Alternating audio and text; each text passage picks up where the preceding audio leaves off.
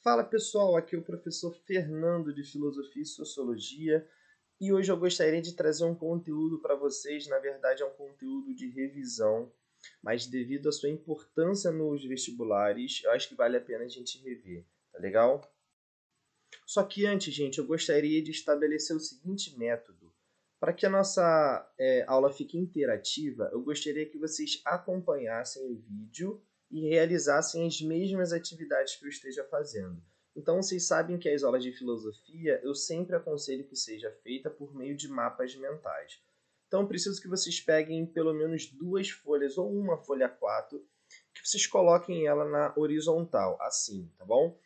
E aí, conforme eu for fazendo os mapas mentais, eu gostaria que vocês pausassem o vídeo e fossem fazendo comigo, tá certo?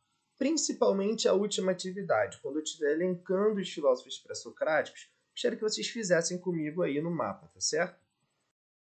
Bom, gente, eu sempre gosto de começar as aulas de filosofia fazendo a linha do tempo da filosofia, né? A filosofia ela é dividida em mais ou menos 4 períodos históricos, tá bom? Isso aqui, gente, são historiadores da filosofia que criam isso aqui para facilitar o nosso entendimento do pensamento dos autores, tá certo? Bem, vocês sabem que a filosofia ela começa, né, na Grécia, filosofia antiga, né? Pelo menos isso é uma hipótese de trabalho.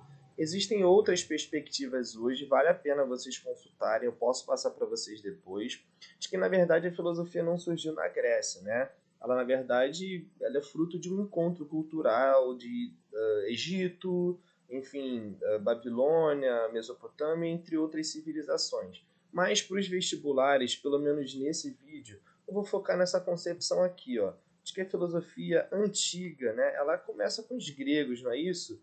Os pré-socráticos, Sócrates, Platão, Aristóteles. Bem, depois desse período antigo, gente, você sabe que tem um período medieval, não é isso? Lembra? É o período do teocentrismo, o período de Santo Agostinho, de São Tomás. E depois do período medieval, vocês lembram que tem um período da filosofia moderna, do antropocentrismo, do iluminismo, da Revolução Francesa. Lembra dos contratualistas? Bem, mas volta para cá, ó, vamos focar nessas duas aqui. Finge que esse meio termo aqui, onde está o cursor, é Cristo, né? É um divisor de águas. Depois de Cristo, você tem a filosofia medieval. E antes de Cristo, você tem a filosofia antiga. Né? Lembrando, novamente, a filosofia do Platão, do Aristóteles, do Sócrates. Só que antes do Sócrates, você tem um conjunto de autores que convencionou se chamar os pré-socráticos. Né? Por que eles recebem esse nome? Eles recebem esse nome porque eles vieram antes de Sócrates, tá bom, gente? Mas, gente, vamos dar continuidade então aqui na nossa contextualização. Bom, gente, já que nós iremos falar dos pré-socráticos, não tem como falar sobre esses autores sem fazer uma breve contextualização do surgimento da filosofia, como eu falei inicialmente. Então, vem aqui comigo. Bem, é normal, né, é comum na história da filosofia fazer a contraposição da filosofia com o mito, não é isso que normalmente ocorre? Bem, o que é filosofia, tá, gente? Filosofia é uma forma de explicação da realidade, né? Só que, bem, ao longo da história da filosofia você tem várias denominações e formas de falar em filosofia. Bem, nesse período aqui da filosofia antiga dos pré-socráticos, a filosofia é uma forma de explicação da realidade pela via física racional. Bem, físico aqui está escrito com PHY, não é isso? Gente, isso é proposital. Depois eu explico melhor o que isso significa. E ela surge na Grécia, no século 6 a.C. Pelo menos isso aqui é uma hipótese, né? Lembra que eu falei para vocês? Isso aqui é uma hipótese de trabalho. Bem, e acredita-se que no período e antes da filosofia ocorreu um longo período de transição. Antigamente, gente, antes da filosofia se consolidar, o que, que você tinha? Você tinha o pensamento mítico. Né? O mito, o que, que é o mito? Né? Volta aqui comigo. O mito ele é uma forma de explicação da realidade, tá bom? Assim como a filosofia. Só que, vamos lá, Fernando, o que, que diferencia, bem, o pensamento filosófico do pensamento mítico, né? Bem, gente, de acordo com a literatura atual, a gente consegue delimitar a diferença entre essas duas formas de explicar a realidade pelo modo de discurso, né? Mas como assim, Fernando? Vamos lá, gente. O mito, gente, ele é uma forma de discurso. Ele é muito comum entre a maioria das culturas ao longo da história, tá certo? E bem, a primeira coisa, gente, é que uma civilização que vive a partir de explicações puramente mitológicas, elas são explicações racionais sobre as coisas, só que o que acontece? Você tem uma aceitação dessas pessoas por parte dessas explicações. Só que essa aceitação, gente, a aceitação do mito, ela é dogmática, mas no sentido pejorativo, não. Dogmática no seguinte sentido: como tem que ter aceitação dessas pessoas, então o que ocorre? Não faz sentido uma pessoa questionar o mito, né? Se perguntar se o mito ele realmente está certo, se aquela divindade realmente existiu. O mito, gente, é o modo daquelas pessoas ver o mundo, daquelas pessoas enxergar a realidade. Não faz sentido falar e se perguntar sobre a real existência daquele mito. Por isso que a gente denomina, né, essa primeira característica como adesão, né, uma forma dogmática de apreender a realidade, tá certo? Bom, gente, a segunda característica do mito é que faz sempre um apelo ao sobrenatural. Não é isso? Quando uma civilização vai explicar alguma coisa da realidade por uma via mitológica, você tem o quê? Você tem a busca de uma explicação para aquilo que está além do natural, para as divindades, para os deuses. Bem, isso caracteriza bastante uma explicação mitológica, tá certo? E, Fernando, e o que caracteriza então a explicação filosófica? Bem, gente, ao contrário do mito, bem, a justificação da filosofia é pela via puramente racional, tá certo? Bem, mas para você elaborar o mito, você não precisa também usar a sua racionalidade? Sim, gente, só que tem um detalhe aqui, é o principal. Na filosofia, você tem em primeiro lugar o que? Questionamento, divergência, justificação. Pensem comigo. Lembra que eu acabei de falar que o mito você tem adesão e que você não pode questionar o mito? Já na filosofia você pode questionar. Se um filósofo te dá uma explicação, se alguém te dá um pensamento, você tem o direito de se perguntar se aquilo realmente é o caso. E a outra pessoa, para te convencer sobre aquilo, ela precisa argumentar, algo que não ocorre no mito. No mito, as coisas são passadas de geração em geração e normalmente as pessoas aderem àquela explicação. Tá legal, gente? Bom, então vamos dar continuidade. Olhem aqui, galera, vocês podem perceber que a tela mudou. Agora nós vamos começar exatamente no conteúdo da nossa aula. Então eu gostaria que vocês pegassem uma folha 4 e colocassem ela na diagonal do jeito que está aqui na tela, tá bom? Bota ela deitadinha. E aí o que vai acontecer? Nós temos aqui, ó, vocês coloquem mapa mental, dois pontos, filósofos pré-socráticos. Então vocês podem pausar o vídeo e criar estrutura aí para vocês. Deixem sempre um espacinho aqui, ó, para a gente poder escrever. Tá vendo aqui onde eu estou com o cursor, ó, embaixo de physis? Deixem um espacinho para a gente poder escrever. Tá legal? Então vamos lá, gente. Olha, em primeiro lugar, quando se trata dos pré-socráticos, dos filósofos pré-socráticos, você tem sempre, gente, três conceitos principais. Tem outros conceitos que também são relevantes? Tem, mas esses três são a base. São os primeiros conceitos que, quando a gente vai dar uma aula de filosofia sobre os pré-socráticos, a gente fala sobre ele. Olha aqui. Quais conceitos são esses? O primeiro, gente, é o conceito de physis, certo? O segundo é o conceito de causalidade. E o terceiro é o conceito de arqué. Né? Vamos lá, gente. O que é physis? O que significa o conceito de physis? Olha só, anotem aí. Se vocês forem fazer uma pesquisa rápida sobre esse conceito, vocês vão ver que a maioria dos sites colocam nos livros, né, a physis como natureza. Né? Por isso que o Aristóteles eles chamavam os pré-socráticos de filósofos da natureza, de fisiólogos, né, de físicos. Mas por que o Aristóteles chamava eles assim? Porque esses filósofos, né, os pré-socráticos, que são esses que nós estamos estudando, eles são conhecidos por estudar a physis, né? Por estudar a natureza. Só que, gente, ó, tomem muito cuidado, vocês não podem induzir a erro, porque o mesmo conceito de natureza dos pré-socráticos, né, dos filósofos antigos, não é o mesmo conceito de natureza que o nosso, não é isso? Como é que a gente entende a natureza hoje? Gente, o principal pra gente, a natureza, ela é diferente do mundo psíquico. Você tem o mundo espiritual, o mundo psíquico, você tem a mente e você tem a natureza, não é isso? Aqui você tem a cultura e aqui você tem a natureza. Bem, desculpa, gente. Para os gregos isso não acontecia, tá certo? A noção de natureza dos gregos é diferente da noção moderna, da nossa noção de natureza. O que significava a physis, né? A física, a natureza para esses filósofos pré-socráticos? Vamos lá, gente, coloquem aí no mapa mental de vocês. Bom, gente, então physis, o que ela significa para os gregos? Significa aquilo que emerge, né? Aquilo que emerge, aquilo que se brota por si mesmo, tá bom? Esse é o significado de physis, né? De natureza para os gregos. O que significa? Por exemplo, a gente diz que a semente ela é physis? Porque, gente, a semente ela brota, da semente ela brota outras coisas, ela faz outras coisas surgir. Esse movimento de fazer surgir, de fazer emergir, é o que os gregos eles chamam de physis, tá bom? Vamos lá, gente, mas tem um detalhe. Vocês lembram que eu falei que a noção moderna de natureza é uma noção que divide, que difere o físico do psíquico, a cultura da natureza? Bem, isso não acontece com os gregos. Voltem aqui para o mapa mental. Para os gregos, gente, a physis é tudo, é a totalidade. E o que está incluído na physis, gente?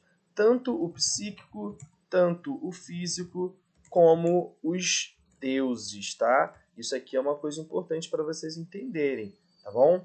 Os deuses, para os mitos, né? Ele que é a origem das coisas. São os deuses que é a origem do psíquico, são os deuses que são a origem do físico.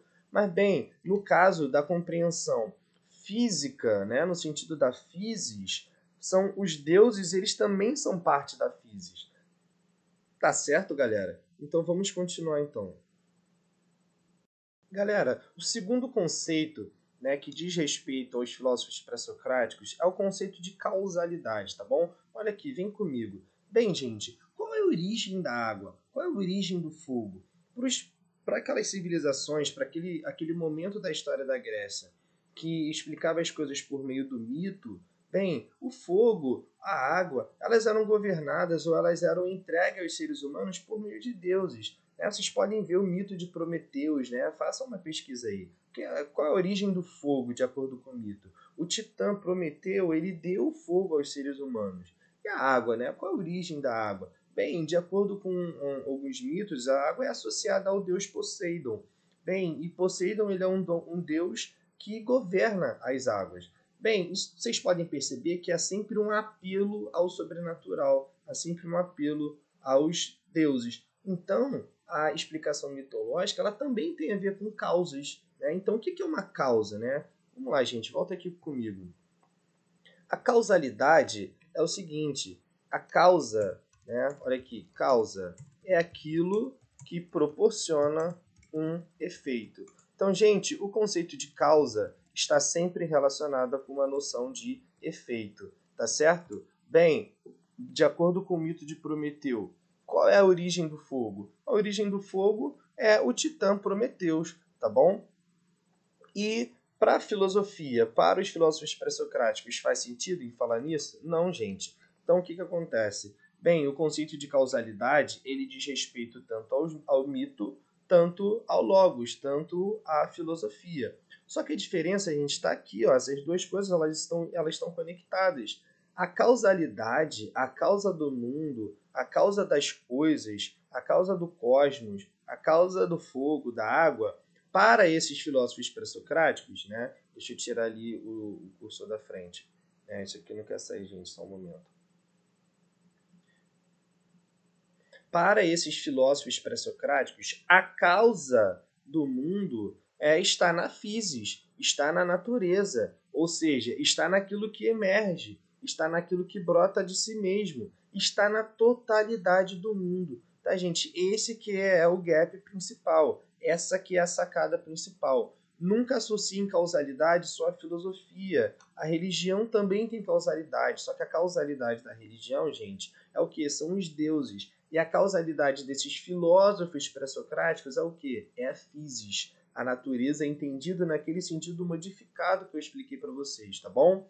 Então vamos voltar aqui, gente. Bem, então a causa né, dos fenômenos naturais, psíquicos, dos deuses, de tudo para esses filósofos pré-socráticos era physis, certo? Só que, gente, tem um detalhe. Bem, essa noção de causa e efeito aqui, ela é complicada, porque para todo efeito tem uma causa, não é isso? Mas bem, gente, o que originou essa causa aqui? Alguma coisa originou essa causa aqui. Bem, o que originou essa causa aqui foi uma outra causa, tá bom? Então, essa causa, ela vira um efeito. Então, você tem uma outra causa ocasionando esse novo efeito.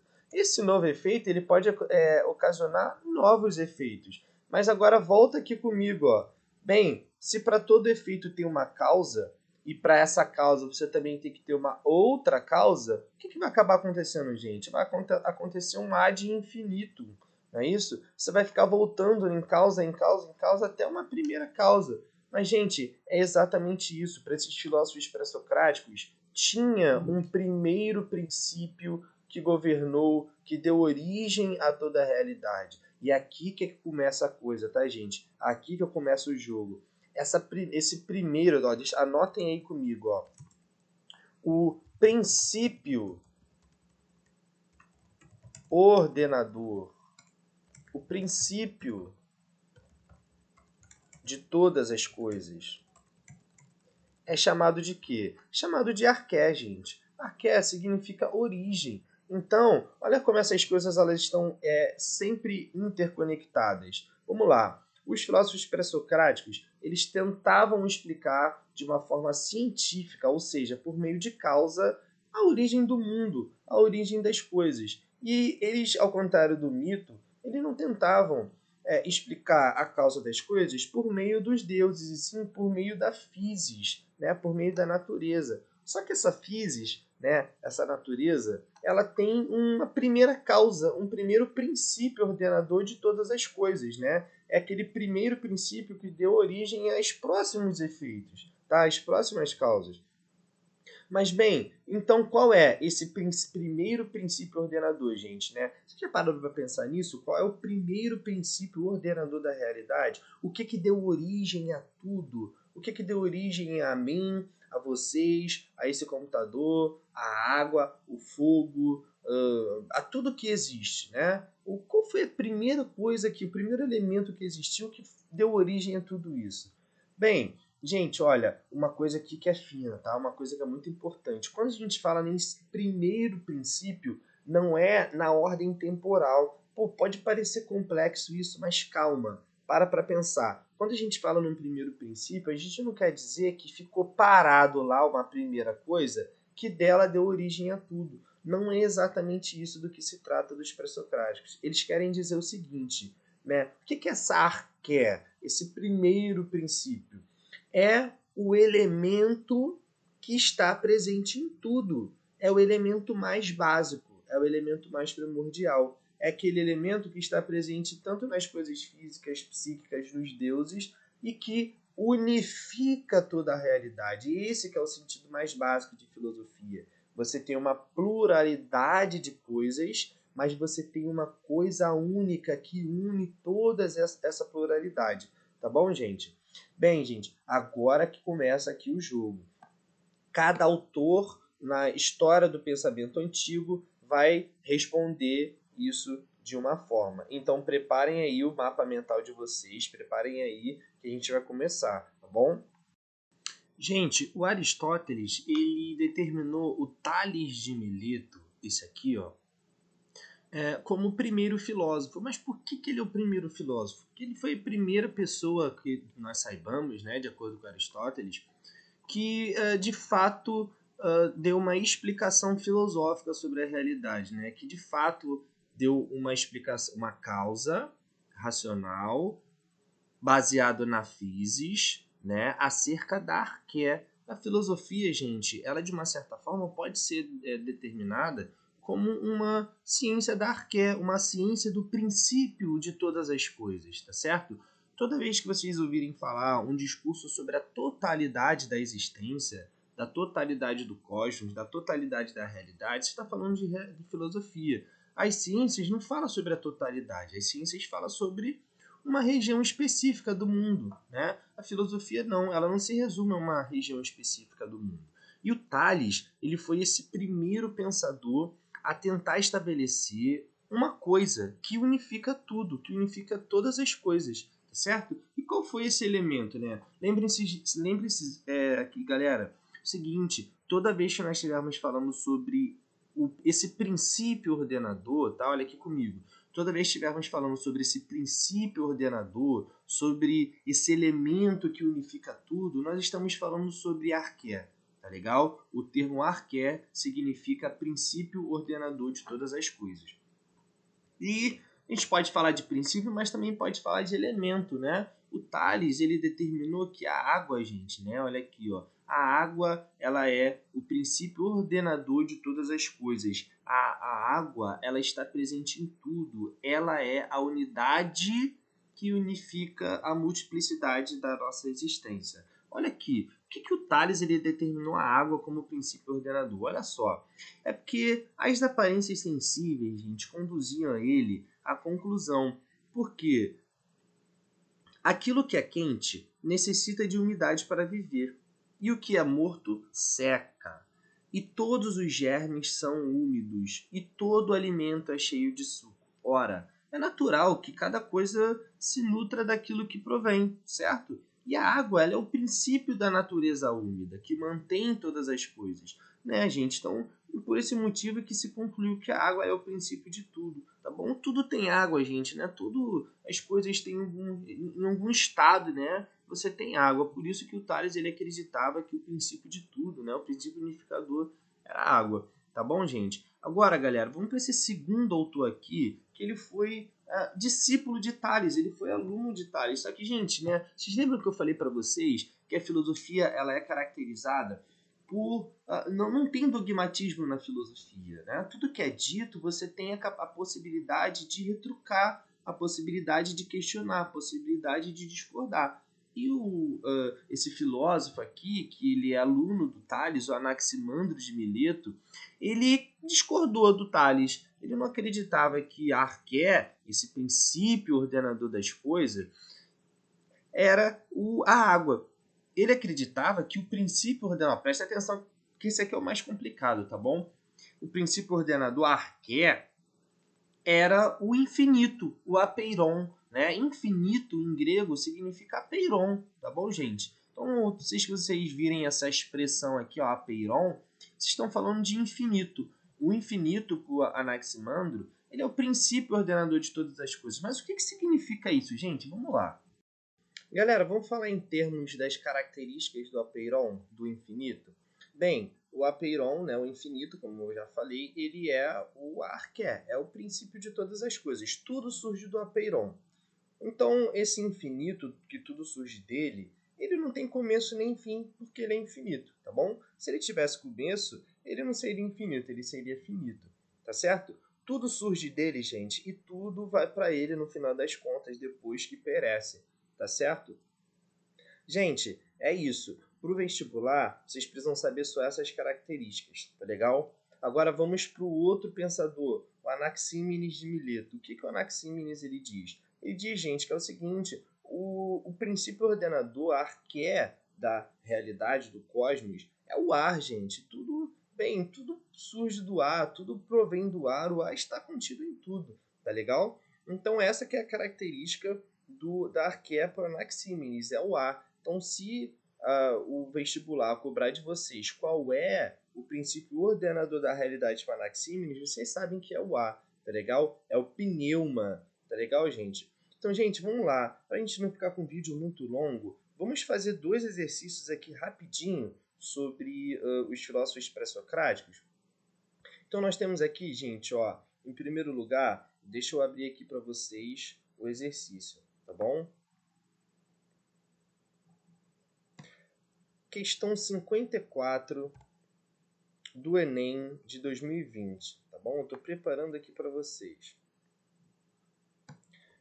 Vamos lá, gente. Qual é a primeira coisa que a gente tem que fazer quando estiver lendo uma questão de filosofia no Enem? Deixa eu abrir ela aqui para vocês. Aqui, tudo certo? Vamos lá. Primeira coisa, a gente tem que ler a legenda, né? O que a legenda diz aqui pra gente? Olha. trata-se dos filósofos pré-socráticos, né? Vocês podem ver aqui, ó, os filósofos pré-socráticos. Deixa eu aumentar um pouco a tela. Então, vocês sabem que é uma questão dos filósofos pré-socráticos. Então, vamos ler o enunciado? Isso aqui é a segunda coisa que a gente tem que ler, tá bom? Ó, o enunciado. O fragmento atribuído ao filósofo Tales de Mileto é característico do pensamento pré-socrático ao apresentar uma... Então, gente, vocês sabem que está falando de quê? Está falando de Tales, não é isso? Tem sempre uma palavra no enunciado que direciona, né? O nome do enunciado não é comando, então, que a palavra Tales de Mileto, ela vai te dizer sobre o que se trata. Se trata de Tales, tá bom? Então, vamos ver aqui, só pelo comando já dá para a gente responder, mas vamos ler o texto aqui rapidinho, né? O fragmento ele está falando de qual característica do pensamento de Tales? Vamos ver.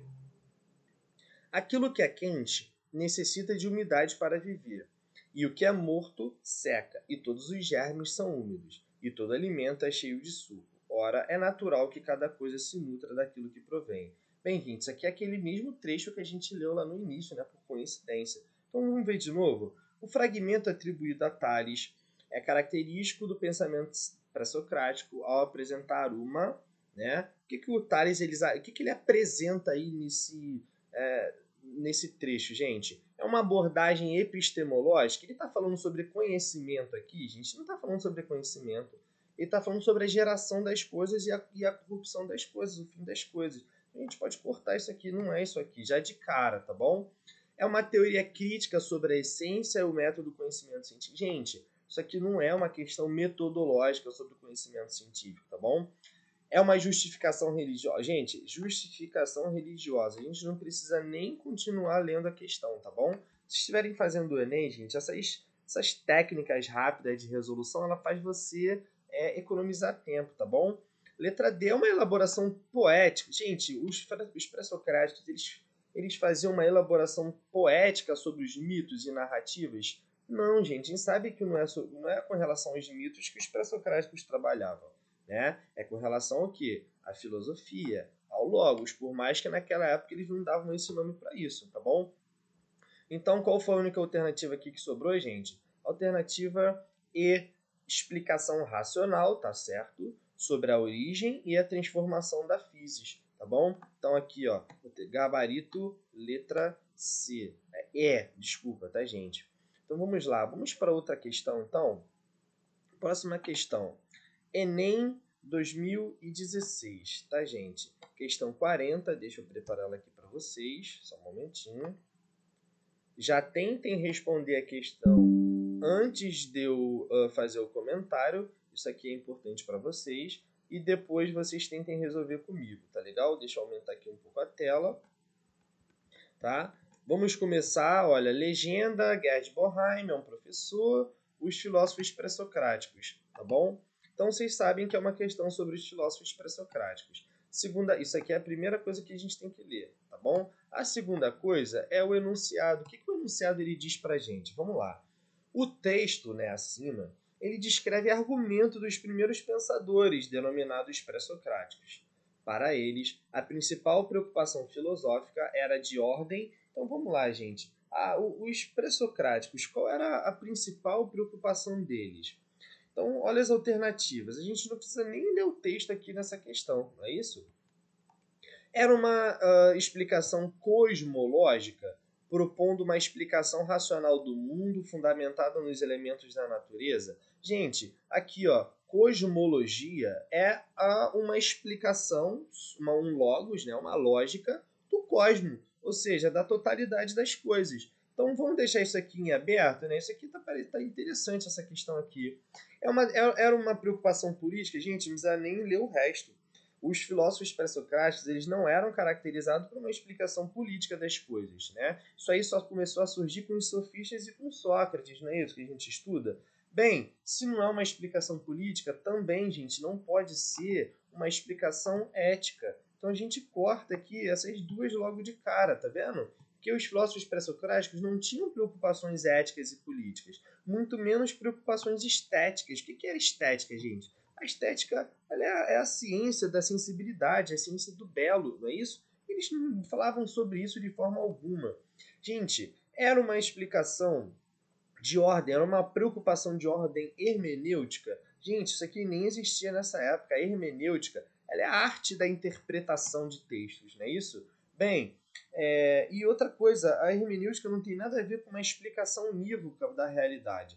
A hermenêutica, ela é uma interpretação das coisas que leva em consideração o contexto, tá bom? O contexto do surgimento daquela coisa. Então, gente, sobre a alternativa A, ela está corretíssima, tá certo? Os filósofos pré-socráticos, eles eram preocupados com a explicação deles, né? A preocupação deles era de ordem cosmológica. Por quê? Eles proporam uma explicação racional do mundo fundamentado nos elementos da natureza, não é isso? O Tales era a água, o Anaxímenes era o ar, né, o pneuma, e o Anaximandro ele não se resumia a nenhum elemento específico, mas ele dizia que a origem de tudo era o infinito, o ilimitado, né, o indefinido. Tá legal, gente?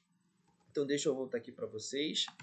Galera, isso daí é o básico, tá bom? Nos próximos vídeos eu vou tentar falar sobre outros filósofos pré-socráticos, mas eu gostaria que vocês fizessem mapas mentais da mesma forma que eu fiz aqui. Volta ao vídeo e faça mapas mentais de outros filósofos pré-socráticos, tá bom? Eu vou colocar aí no chat, eu vou colocar também, desculpa, na descrição, e também vou colocar lá no grupo algumas obras que vocês podem consultar para poder ter um ensinamento de outros filósofos pré-socráticos, tá bom? É muito importante que vocês façam um mapa mental, né, com tudo organizadinho. Tá legal, gente? Obrigado aí por assistir até o final do vídeo. Até a próxima, galera!